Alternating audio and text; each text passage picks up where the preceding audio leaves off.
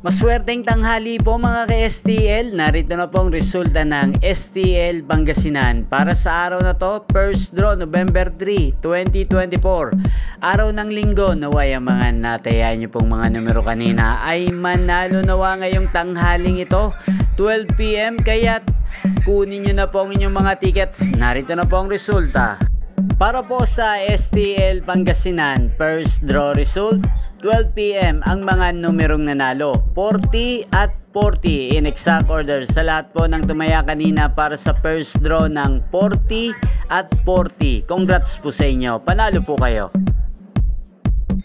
Inyo pong napanood ang resulta ng STL Pangasinan sa channel na to, Roderick Hernandez TV. Maraming salamat po sa patuloy niyong pagsuporta sa aking channel. Huwag pong kalimutang mag-subscribe.